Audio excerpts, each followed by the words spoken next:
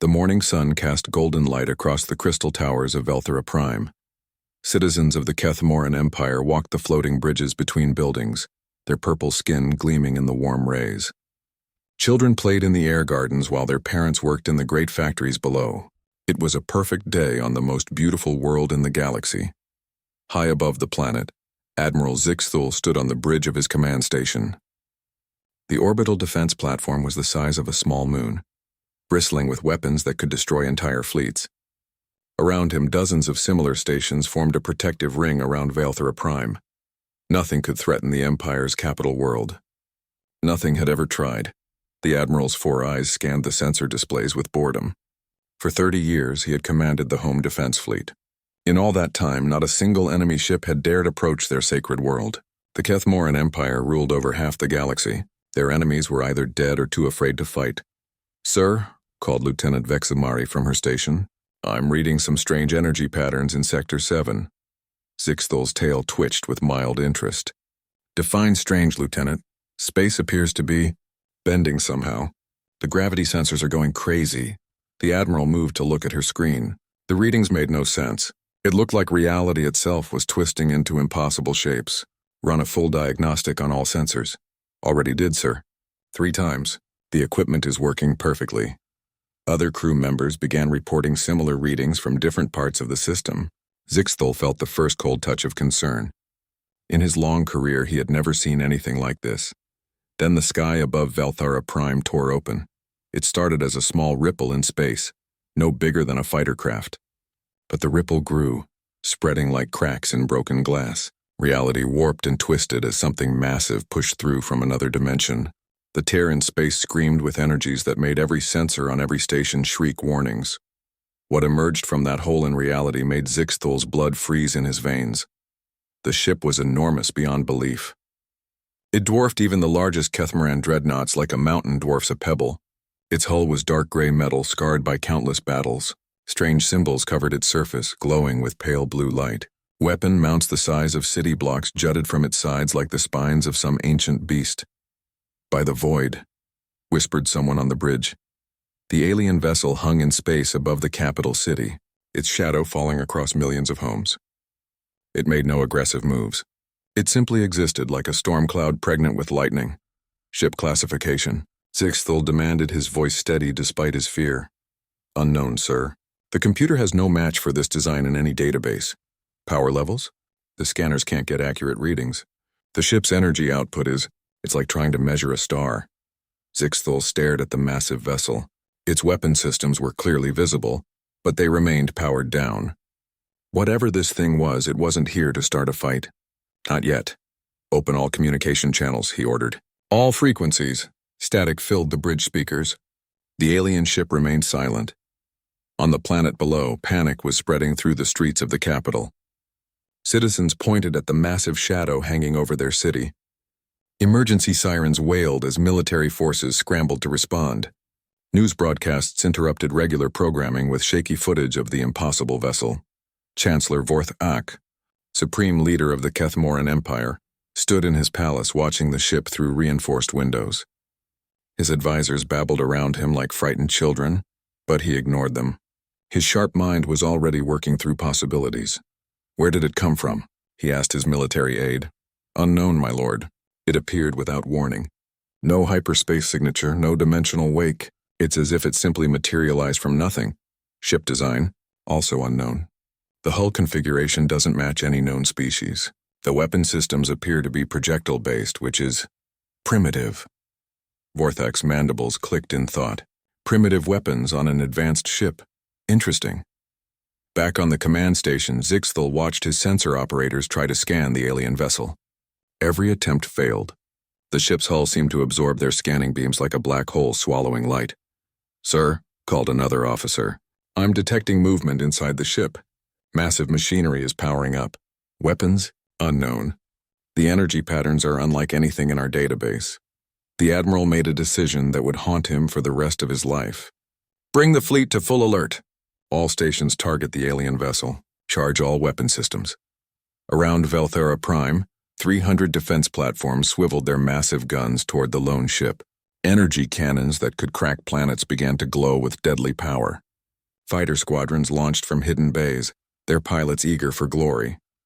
The alien ship's response was immediate and terrifying. Every weapon mount on its hull began to move. Gun barrels the size of skyscrapers tracked the Kethmoran forces with mechanical precision. Energy projectors that dwarfed anything in the Imperial fleet started to charge with power that made space itself tremble. But still, the ship did not fire. "Sir," the communications officer called out, his voice shaking. "We're receiving a signal from the alien vessel. Put it on speakers." What came through was not words but music. Soft, haunting melody that spoke of loss and sorrow. It was beautiful and terrible at the same time, like the song of dying stars. Every Kethmoran on the bridge felt tears forming in their eyes, though they didn't understand why. The music faded, replaced by silence that seemed to press down on them like the weight of a grave. Then the ship spoke. The voice was human. Female. Speaking perfect. Kethmoran with an accent none of them recognized. "This is Captain Sarah Chen of the United Earthship Retribution. We know you can hear us. We know you remember us. We have returned." Zixthel felt his legs give out. He collapsed into his command chair, his face pale with shock. Around him, his crew stared at the speakers as if they had started bleeding. "Impossible," he whispered. "The humans are extinct." "We made sure of it," the voice continued, calm and cold as winter ice. 50 years ago, you came to our world. You burned our cities. You killed our children. You thought you had won. You thought we were finished." On every screen throughout the fleet, an image appeared. It showed a blue-green world orbiting a yellow star. Earth. The human homeworld that the Empire had reduced to ash and ruin half a century ago. You were wrong. The image changed, showing the massive human ship from a different angle. Other shapes moved in the darkness behind it, barely visible but unmistakably there. More ships. Many more ships. We survived. We learned. We grew strong. And now we have come to settle our accounts. Chancellor Vorthak grabbed his communicator with shaking hands. "Admiral, destroy that ship immediately." But Zixthel couldn't move. He stared at the human vessel, remembering stories from the war. Stories of human soldiers who fought with desperate fury. Stories of ships that rammed Imperial dreadnoughts rather than surrender. Stories of a species that simply refused to die. The human captain's voice filled the silence one more time. "You may fire when ready, Admiral. We've been hoping you would." The challenge hung in space like a loaded weapon. The fate of the Empire balanced on the edge of a knife. And somewhere in the darkness beyond the lone human ship, death waited with infinite patience. The war room deep beneath the Imperial Palace buzzed with activity. Holographic displays showed tactical data streaming in from across the system. Chancellor Vorthak stood at the center, his 4 arms moving rapidly as he coordinated the Empire's response to the human threat. "Status report," he demanded. General Kethvar, his military commander, stepped forward. "All home fleet units are converging on Valthara Prime. We'll have 300 ships in position within the hour." "And the human vessel?" "Still holding position above the capital. No aggressive action yet, but our sensors show massive energy buildups throughout their ship." Vorthak's mandibles clicked in frustration. The humans should be extinct. He had been there during the final assault on their world. He had watched their last cities burn. The memory came flooding back, as clear as if it had happened yesterday, 50 years ago. The Empire's expansion fleet had discovered a small yellow star with several planets. The third world showed signs of primitive civilization. Standard procedure called for orbital bombardment, followed by colonization. It should have been simple. The humans had other ideas, young commander. Vorthak had watched from his ship's bridge as the first wave of Imperial vessels approached Earth. The human world bristled with weapons platforms and defense satellites. Primitive by Imperial standards, but surprisingly numerous. "Begin bombardment," Admiral Rexthel had ordered. "Sweep aside their toys." The first Imperial shots destroyed dozens of human stations, but instead of surrendering, the humans fought back with desperate fury. Their weapons couldn't penetrate Imperial shields, but they used tactics the Empire had never seen. Ramming attacks, suicide runs, ships rigged as bombs. What should have been a quick victory turned into a grinding siege. "Sir," his aide interrupted the memory. "The human ship is broadcasting again." Vorthak nodded. "Put it on the main screen." Captain Chen's face appeared on the display. She was older than Vorthak had expected, with gray streaking her dark hair. Her eyes held a cold fire that made the Chancellor's skin crawl. "Greetings, Chancellor," she said. "I thought you might want to see some old footage." The screen changed to show archival video from the Earth siege. Imperial warships firing on human colonies. Catamaran soldiers executing prisoners. Cities burning under orbital bombardment. Vorthak remembered all of it. The humans had fought for 3 years, making the Empire pay for every mile of space. Their ships were inferior, but they used them with cunning and courage that impressed even their enemies. The images shifted to show the final days of the siege. Human evacuation fleets launching from hidden bases while their military held off Imperial forces. Massive generation ships disappearing into hyperspace as Earth's defenses finally crumbled. "You thought you had won," Captain Chen continued. "You celebrated your victory over humanity. But you never bothered to count the ships that escaped." Vorthak felt ice forming in his veins. The evacuation fleets. In the chaos of the final assault, no one had tracked them all. The assumption was that scattered refugee ships posed no threat to the mighty Empire. 47 generation ships, Chen said, as if reading his mind, carrying 12 million survivors. "We scattered across the galaxy, found empty systems, built new worlds, and we remembered." The Chancellor turned to his intelligence chief. "How did we miss this?" The officer's face was pale. "Sir, we assumed any survivors would be primitive refugees. We never imagined they could rebuild their industrial base." "You never imagined we could grow stronger," Chen said. "But humanity has always thrived in the darkness. You taught us that survival requires strength. So we became strong."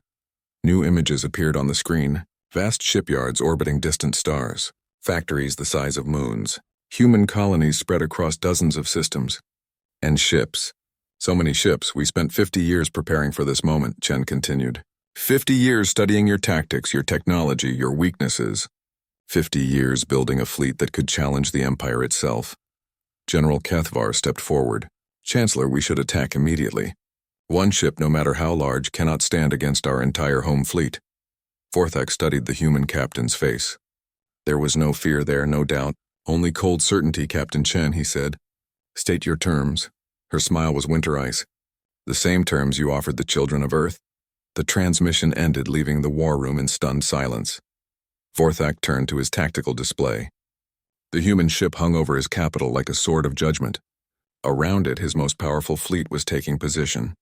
300 warships, including super dreadnoughts that had conquered 1,000 worlds. "Sir," an operator called out, "long-range sensors are detecting movement in the outer system. Specify. Unknown contacts dropping out of hyperspace. Multiple signatures. Very large." The tactical display updated to show new icons appearing throughout the Valthara system. Dozens of them. All heading toward the capital world. "Ship classifications?" the general demanded. "Unknown. But they're big. Dreadnought class at minimum." Vorthak felt the weight of his past mistakes crushing down on him. During the Earth siege, he had argued for hunting down every escaped human ship. Admiral Rexthal had overruled him. Claiming scattered refugees posed no threat, the Admiral had been wrong. "Sir," another operator reported. "The human vessel is powering up additional systems. Energy readings are off the scale." On the main screen, the massive human ship began to rotate slowly. As it turned, new weapon systems became visible. Gun batteries that dwarfed anything in the Imperial fleet. Energy projectors that made space itself bend around them. "By the void," someone whispered. "What did they build?" The answer came from Captain Chen's voice, broadcast across all Imperial frequencies. "This is the UES Retribution, flagship of the Terran Memorial Fleet. We are the sword forged from the ashes of our world. We are the price of your arrogance." As she spoke, the newcomer ships in the outer system began broadcasting their own identities. UES Vengeance, UES Reckoning, US Never Forget. Each name was a reminder of some human loss, some imperial atrocity. "You wanted to see humanity at its worst," Chen continued. "You saw us broken and bleeding. You saw us driven from our home. You thought that was our end." The human ship's weapons began to glow with deadly energy. Around it, Imperial forces moved into attack formation. But their earlier confidence was gone. The crew could feel the weight of judgment hanging over them. "You were wrong. That was not our end. That was our beginning." Vorthak gripped his command podium with all 4 hands. The humans had returned, and they had not come for conquest. They had come for something far more terrible. They had come for justice. "All ships," he ordered. his voice steady despite his fear. "Prepare to engage. Today we finish what we started 50 years ago." But even as he gave the order, Vorthak knew the truth that none of his officers would voice. The Empire had awakened something that should have stayed buried. They had taught humanity to be ruthless, and now their students had returned to show what they had learned. The real battle was about to begin. The silence stretched across space like a held breath. 300 Imperial warships faced the lone human dreadnought, their weapons charged and ready. On Velthara Prime below, billions of citizens watched the sky, waiting for violence to bloom among the stars. Admiral Zixthul stood on his command bridge, sweat beading on his purple skin despite the cool air. The human ship dominated his view screen, its massive bulk blotting out the stars behind it. Every instinct screamed at him to attack, to destroy this threat before it could act. But something held him back. Perhaps it was the way the ship hung in space, patient as death itself. Perhaps it was the memory of stories from the Earth siege, tales of human desperation and fury. Or perhaps it was simply fear of the unknown. "Sir," his weapons officer called out. "All batteries report ready to fire." "Hold position," Zixthul replied. "Wait for my command." The human ship began to move, not toward the Imperial fleet, but in a slow rotation that brought different weapon systems to bear. It was like watching a sleeping giant stretch, displaying the tools of destruction mounted along its hull. On the planet below, Chancellor Vorthak paced in his command center. Every screen showed the same image, the alien dreadnought hanging over his capital like a storm cloud. His advisors babbled around him, offering suggestions and tactical analyses, but he barely heard them. "My lord," General Kethavar approached with urgent news. "The outer system contacts have been identified. 37 ships, all of similar design to the one above us. They're taking position at key jump points throughout the system." Vorthak felt his heart sink. The humans hadn't come with just one ship. They had brought a fleet, and they were positioning themselves to control all escape routes from the system. "Estimated time until they reach us? 6 hours at current speed." "But sir, they're not advancing." "They're simply waiting. Waiting for what?" Vorthak wondered. What were the humans planning? His answer came a moment later. Every communication device in the Velthara system activated at once. Military channels, civilian networks, even personal communicators began broadcasting the same signal. The human captain's voice reached every living being in the system simultaneously. "Citizens of the Kethmoran Empire," Captain Chen began. "My name is Sarah Chen, commander of the Terran Memorial Fleet. 50 years ago, your military attacked our world without provocation. Today, I want to show you what that attack looked like." The broadcast shifted to archival footage from the Earth siege. But these weren't the sanitized reports that Imperial citizens had seen. These were raw recordings from human survivors, showing the war from their perspective. Imperial ships firing on civilian evacuation vessels. Kethmoran soldiers executing surrendering defenders. Orbital bombardment turning human cities into glass craters. Children crying in the ruins of their homes. On Velthara Prime, millions of citizens stopped what they were doing to watch. In shops and homes, in schools and offices, the truth of their empire's actions played out in horrifying detail. "This is what your leaders called victory," Chen continued. "This is what they told you was necessary for Imperial security. 12 billion human beings died in this attack. Men, women, children who had never threatened your empire, never even knew it existed." The footage shifted to show human evacuation fleets launching under fire, generation ships carrying families into the unknown darkness of space, the desperate last stand of Earth's defenders as they bought time for their people to escape. But some of us survived, and we remembered. New images appeared, human refugee ships finding empty systems, families working together to build new homes on barren worlds, children growing up in the shadow of their destroyed homeworld, learning to build and fight and dream of justice. In the Imperial Command Center, Vorthak watched his advisors squirm as the broadcast continued. Many of them had been involved in the Earth campaign. They had celebrated humanity's defeat, earned promotions and honors for their part in the genocide. "Sir," his communications officer reported, "we're trying to jam the signal, but it's coming from too many sources. The human ship, the incoming fleet, even some of our own satellites. They've completely taken over our communication network." Vorthak nodded grimly. The humans had planned this carefully. They weren't just here to fight. They were here to expose the truth. The broadcast showed human shipyards in distant systems, Massive construction projects spanning decades. Children who had fled Earth as refugees growing into engineers and soldiers, all united by a single purpose: to ensure the Empire paid for its crimes. We call ourselves the Memorial Fleet, Chen explained. Every ship bears the name of a human world, a human city, a human family destroyed by your empire. We are living monuments to your atrocities. The camera showed the human captain standing on her bridge. Behind her, holographic displays showed names scrolling past. Thousands of them. Millions. Each one a life lost in the siege of Earth. You probably wonder why we're showing you this, why we haven't simply attacked your world as you attacked ours. Chen's voice was calm, but her eyes burned with cold fire. The answer is simple. We want you to understand what you're facing. The images shifted to show technical readouts of human ships, weapon systems decades ahead of Imperial technology, defensive systems that could absorb the output of entire fleets, engine designs that bent the laws of physics. 50 years of preparation, 50 years of advancement, 50 years of angry human ingenuity focused on a single goal. Chen smiled, and the expression was terrifying. You taught us that survival requires strength. So we became strong. On his command bridge, Admiral Zixthel felt sweat running down his back. The technical specifications scrolling past his screen were impossible. No single species could advance so far in such a short time. But the humans had been motivated by something the Empire didn't understand. They had been driven by the memory of their dead, by the promise made to the children who fled Earth in terror. They had turned their grief into purpose, their rage into focus.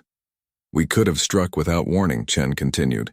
Could have reduced your world to ash as you did ours. But that would make us no better than you. Instead, we offer you a choice. The broadcast paused. Across the system, millions of beings held their breath. Surrender. Submit to justice for your crimes. Face trial for the genocide of humanity and the oppression of countless other species. Accept the consequences of your actions. Chancellor Vorthik felt his mandibles click in anger. Surrender. The Kethmoran Empire bow to these upstart humans. Or, Chen's voice turned cold as vacuum, continue down the path of violence you chose 50 years ago. Fire your weapons. Try to destroy us, and learn why the galaxy now speaks our name in whispered warnings. The transmission ended, leaving the system in stunned silence. Vorthak looked around his command center. His advisors avoided his gaze. His generals studied their tactical displays with new understanding of what they faced. For the first time in Imperial history, their overwhelming superiority was in question. Sir, General Kethvar spoke quietly. What are your orders? Vorthak stared at the main screen, where the human ship waited with infinite patience. Surrender was unthinkable. But the alternative, open a channel to Admiral Zixthel, he commanded. The Admiral's face appeared on screen, pale and sweating. Admiral, you have your orders. All ships are to target the human vessel and fire on my command. Zixthel swallowed hard. Sir, their ship's defensive capabilities appear to be... I don't care about their capabilities. Vorthak roared. We are the Kethmoran Empire. We do not surrender to anyone. The Admiral nodded reluctantly. Understood, sir. All ships report ready to engage. Vorthak took a deep breath. The humans wanted a choice, very well. The Empire had made its decision long ago. Fire. The word echoed across the communication channel, sealing the fate of both species. In the darkness of space, the real war was about to begin. The order to fire rippled across the Imperial fleet like lightning through storm clouds. 300 warships turned their weapons toward the human dreadnought, their gun barrels glowing with deadly energy. The space around Velthara Prime erupted in light as every Imperial weapon fired at once. Plasma beams thick as buildings lanced through space. Antimatter torpedoes streaked toward their target like falling stars. Energy weapons that could crack moons focused their power on the lone human ship. The combined firepower could have reduced a small planet to cosmic dust. The barrage struck the UES Retribution with the force of a dying. Starlight blazed across the system as energies beyond. Imagination collided with the human vessel's shields. The glow was so bright that people on the planet below shielded their eyes. Even through the atmosphere, space itself seemed to scream as reality bent under the assault. For long seconds, the human ship vanished behind a wall of pure destruction. Admiral Zixthel watched his sensors with desperate hope. Surely nothing could survive such an attack. Surely the impossible human vessel would be reduced to scattered atoms. The light began to fade. The UES Retribution hung in space exactly where it had been before. Its shields rippled with absorbed energy, but the ship itself appeared completely undamaged. Not even a scorch mark marred its dark hull. "Impossible," whispered someone on the Imperial command bridge. Captain Chen's voice filled the silence, broadcast to every ship in the system. Her tone was almost gentle, like a teacher correcting a slow student. "Your turn is over. Now it's ours." The human ship began to change. Weapon systems that had remained hidden suddenly emerged from concealed ports. Gun turrets the size of city blocks rose from the hull. Energy projectors that dwarfed anything in the Imperial fleet began to glow with power that made space itself tremble. But the humans didn't fire on the Imperial fleet. Not yet. Instead, precise beams of energy lanced down toward Velthara Prime. Each shot was perfectly aimed, surgically accurate. They struck military installations, weapon factories, orbital defense platforms. Every target was destroyed with clinical efficiency, but not a single civilian structure was touched. The contrast was devastating. The Empire had bombarded Earth indiscriminately, killing billions of innocents. The humans could have done the same, but chose not to. Their mercy made their power even more terrifying. "Sir," an Imperial officer reported, his voice shaking. "All planetary defenses are gone. Military shipyards destroyed. Weapon manufacturing facilities eliminated. They've completely crippled our war production." Chancellor Vorthak watched the surgical strikes with growing horror. Each beam that fell from the human ship was perfectly placed, devastating military targets while leaving civilian areas untouched. The precision required was beyond Imperial technology. "How many casualties?" he asked. "Unknown, sir, but preliminary reports suggest minimal civilian losses. The humans are specifically targeting military assets only." The Chancellor's mandibles clicked in frustration. The humans were making a point. They could have killed billions, but chose not to. They were showing the Empire exactly what mercy looked like. In space, Admiral Zixthul tried to reorganize his fleet. The human ship had weathered their best attack without a scratch. Now it was demonstrating power beyond his comprehension. But he still had 300 ships under his command. Surely that counted for something. "All vessels, attack Formation 7, he ordered. "Coordinate fire on the enemy vessels' weapon systems." The Imperial fleet moved with practiced precision. Battleships and cruisers spread out to attack from multiple angles. Fighter squadrons launched from carrier vessels, their pilots eager to prove their worth against the human threat. The UES Retribution responded by turning its attention to the Imperial fleet. The big sound that emerged from the human ship was felt rather than heard. It was a deep thrumming note that resonated through space itself, vibrating through every hull and every bone. It was the sound of ancient machinery awakening, of weapons forged in humanity's darkest hour preparing to unleash their fury. Gun turrets the size of skyscrapers swiveled toward the Imperial formation. Each barrel was longer than an entire Kethmoran cruiser. Energy began to build within them, creating gravitational distortions that bent light around their muzzles. "Evasive maneuvers," Zixthul shouted. "All ships scatter." Too late. The human weapons fired. Rails guns that could accelerate projectiles to near-light speed sent tungsten rods screaming through space. Each shot carried the kinetic energy of a nuclear weapon, but there were hundreds of them. Energy beams that could boil oceans swept across the Imperial formation like searchlights of death. Imperial ships died by the dozens. Hulls that had withstood the fury of 100 battles were torn apart like paper. Shields that could deflect planetary bombardment collapsed under the human assault. Vessels that had conquered entire star systems became expanding clouds of superheated gas. The fighter squadrons fared no better. Point defense systems on the human ship tracked every small craft with mechanical precision. Automated weapon systems that fired thousands of rounds per second turned the space around the UES Retribution into a killing field. The Imperial pilots who had trained for years died in seconds, their ships reduced to scattered debris. "Sir," an officer called out to Admiral Zixthul, "we've lost 60 ships in the first salvo." 60 ships. A force that could conquer most systems destroyed in moments. "Fall back to defensive positions," the Admiral ordered. "Concentrate fire on—" His words were cut off as another wave of human fire swept across his fleet. More ships died, their hulls cracking under impacts that registered as small earthquakes on the sensors. The pride of the Imperial Navy was being systematically destroyed by a single vessel. Captain Chen's voice filled the communication channels again. "You're wondering how this is possible. How a single ship can destroy your entire fleet. Her tone was conversational, almost friendly. The answer is simple. You taught us that survival requires overwhelming force, so we built it. The human ship rotated again, bringing fresh weapon systems to bear. The Imperial fleet, which had begun the battle with 300 vessels, was down to less than 200. And the humans were just getting started, sir, an Imperial communications officer reported to Chancellor Vorthak. Admiral Zixthal is requesting permission to withdraw his forces. Denied. Vorthak snarled. We do not retreat from anyone. But even as he spoke, he could see the truth on his tactical displays. The human ship was toying with them. Each volley was precisely calculated to inflict maximum damage while conserving ammunition. The humans weren't just destroying the Imperial fleet, they were giving a demonstration. This was what mercy looked like when backed by overwhelming power. Sir, General Kethvar approached with grim news. Long-range sensors show the other human ships are still approaching. Estimated arrival time is now 4 hours. Vorthak felt his heart skip a beat. If one human ship could do this to his home fleet, what would 37 ships do to his empire? In space, Admiral Zixthal watched another wave of his ships die under human fire.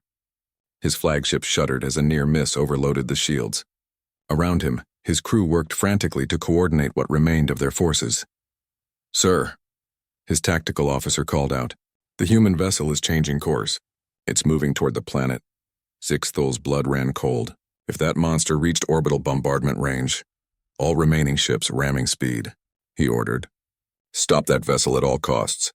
The surviving Imperial vessels turned toward the human dreadnought, their engines straining to close the distance.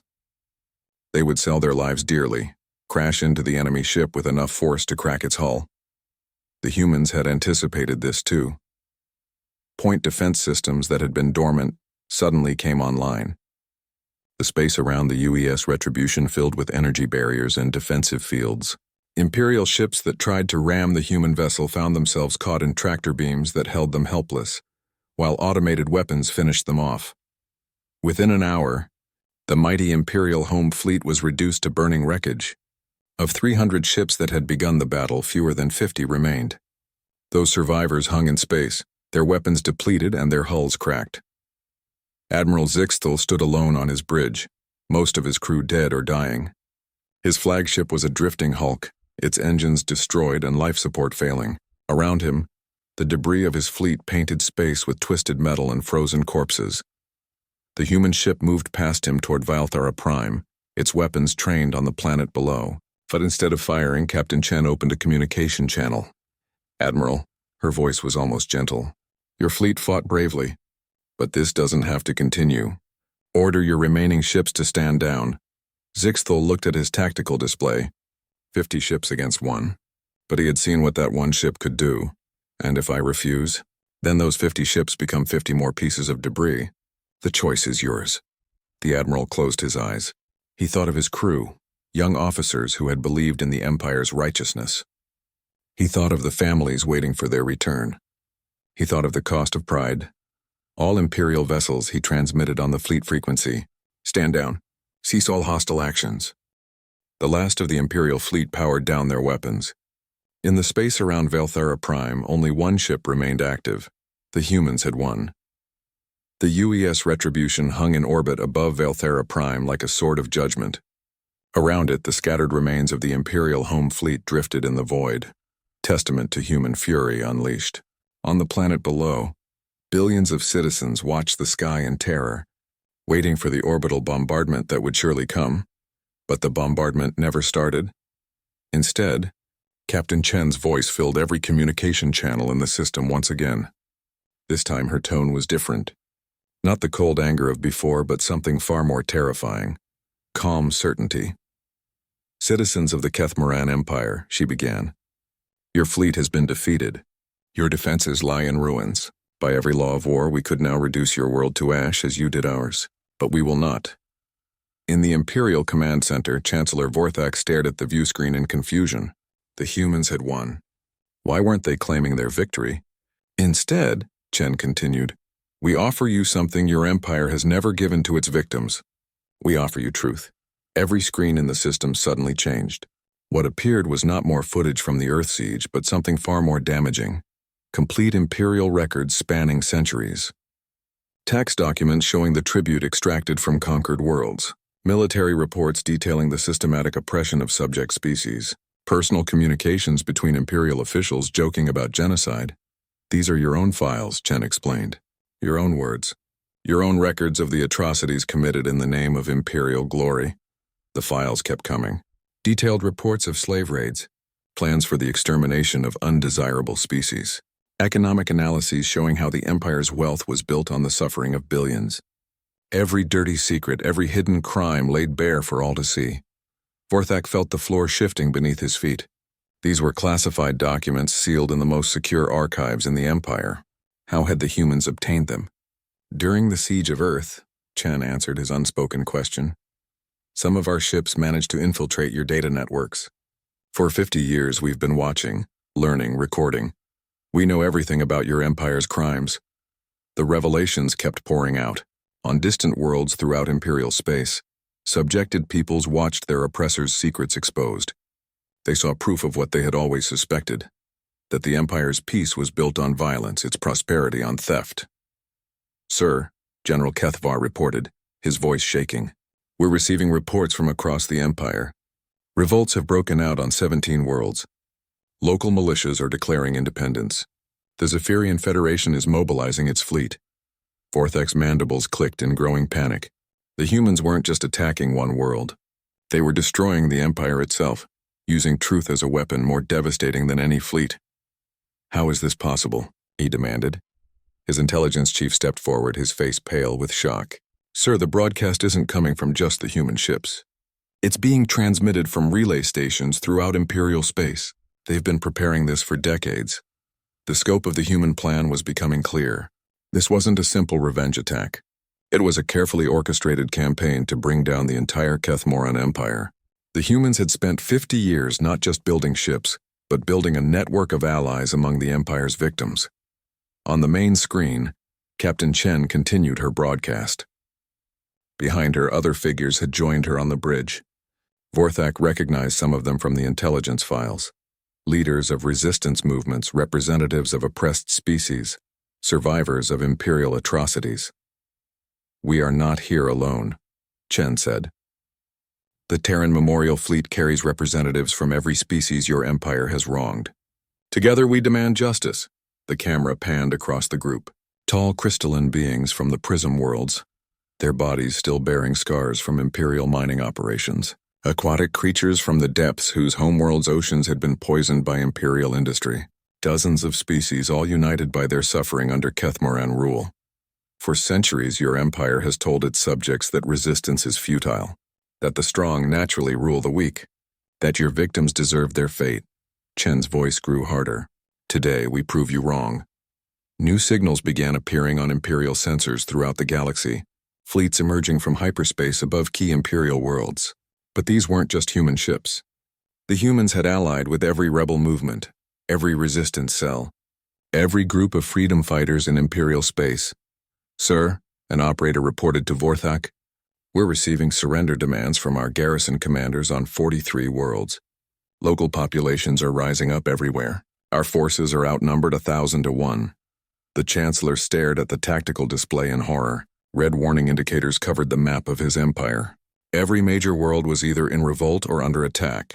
The military forces he had counted on to maintain order were trapped, isolated, overwhelmed. This is impossible, he whispered.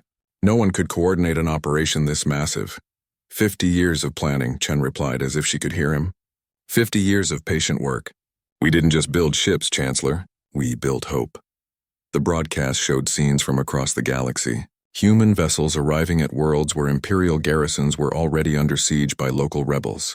Alliance fleets moving to protect newly declared independent systems. The infrastructure of oppression that had taken centuries to build crumbling in a matter of hours. But even now, Chen continued, we offer mercy. Any imperial forces that surrender will be treated according to the laws of war. Any officials who cooperate with war crimes tribunals will receive fair trials. We will not become the monsters you trained us to fight. Vorthak felt his legs give out. He collapsed into his command chair, staring at the destruction of everything he had worked to build. The Empire was dying, brought down not by superior force but by its own victims united in common cause. "Sir," his communications officer called out, "we're receiving surrender signals from Imperial fleets across 17 sectors. They're laying down their arms rather than fight." The Chancellor looked around his command center. His advisors avoided his gaze. His generals studied their displays with the look of beings who knew their cause was lost. Even his most loyal supporters could see the truth. The Empire was finished. "Open a channel to the human ship," he ordered quietly. Captain Chen's face appeared on the main screen. She looked older than when the battle had started, worn down by the weight of what she had done, but her eyes still burned with righteous fire. "Captain," Vorthak said formally. What are your terms?" Chen studied him for a long moment. "Unconditional surrender. All Imperial military forces to stand down immediately. You and your senior officials to submit to arrest for war crimes. Full cooperation with the establishment of new governments on liberated worlds. And if we refuse?" Chen's expression didn't change. "Then you will learn why we called this the Memorial Fleet, Chancellor. Every ship in our force is named for one of your victims. Every captain has lost family to Imperial aggression. If you force us to continue this war, we will finish it. Completely." The threat hung in the air like a loaded weapon. Vorthak looked at his tactical display one more time. Across the galaxy, the symbols of Imperial power were winking out one by one. His mighty empire, which had ruled for 1,000 years, was collapsing in a single day. He began, then stopped. The words stuck in his throat like poison.